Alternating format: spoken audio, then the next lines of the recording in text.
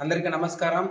ఈరోజు ఉమ్మడి రాష్ట్ర national academy of construction director general అయినటువంటి గురువులు పెద్దలు డాక్టర్ ఎఫ్సిఎస్ పీటర్ సార్ గారు మరణించడం జరిగింది. ఆ సందర్భంగా పులివెందుల్లో ఆయనకి ఘన నివాళి అర్పించడం జరిగింది. ఎందుకంటే భారతదేశంలో ఎంతోమంది చనిపోయి ఉంటారు, బతికి ఉంటారు.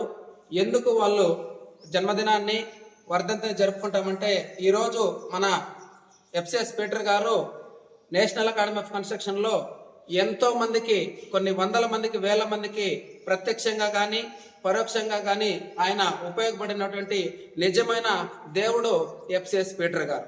అందులో నేను కూడా భాగస్వామ్యం ఉన్నాను. ఏది ఏమైనా మనందరికీ కూడా ఆయన చేసినటువంటి సేవల్ని ఈ సమయంలో మనం తెలియజేసుకోవాల్సిన అవసరం ఎంతైనా ఉంది. నేషనల్ అకాడమీ ఆఫ్ కన్స్ట్రక్షన్కి రాకముందు ఆయన రోడ్లు భవనాల శాఖలో విశేషంగా సేవలందించు రిటైర్డ్ విరామం పొందిన తర్వాత ఆ విరామ సమయాన్ని నేషనల్ అకాడమీ ఆఫ్ కన్స్ట్రక్షన్లో సర్వీస్ ఇవ్వడానికి రావడము మేమందరూ చేసుకున్నటువంటి ఒక గొప్ప అవకాశంగా మేమందరూ కూడా భావిస్తున్నాం.